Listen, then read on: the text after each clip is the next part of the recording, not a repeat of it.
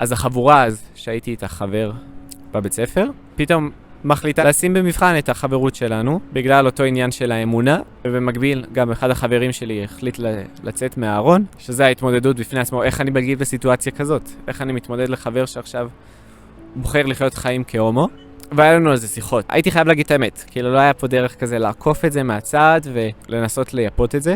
הייתי חייב להגיד כאילו מה דבר אלוהים אומר על זה, אבל עדיין אוהב אותו בתור חבר ובתור אח, אבל אני פשוט לא מסכים עם הדרך חיים הזאת. חברות טובה, הייתה לנו חברות ממש ממש טובה, והוא בחר לקבל את זה בצורה מאוד קשה, וכחלק מזה הוא קטק את החברות, ואני זוכר אותי זה מאוד הכיס. זה אותם סוג האנשים שכזה דוגלים ומאמינים בלקבל את כולם, אנחנו סובלנים כזה ואוהבים את כולכם, ויש לנו מקום לכל הדעות והדרכים, אבל הנה, שאני אומר שאני מאמין וחושב ככה, אז כאילו לא מקבלים, וזה הכניס אותי קצת לעצבות כזאת וסוג של דיכאון מאוד, כי זה ניתק את הקשר שלי עם כל החבורה. הם לא היה להם בעיה להיות חברים שלי, שאר החברים בחבורה, אבל זה השפיע פשוט על הדינמיקה, על החיבור שהיה לנו כחבורה. אז אני כצעד בוגר אמרתי, טוב, כאילו שהוא יהיה עם החבורה, והוא זה שיהיה איתם בהפסקות, או יצא איתם למפגשים והכל, ואני אקח את הצעד אחורה ויהיה מנותק. ולא הכרתי אז, כאילו, אף אחד בבית ספר, הם היו תכלס יותר החברים שלי, אז זה היה מאוד בודד.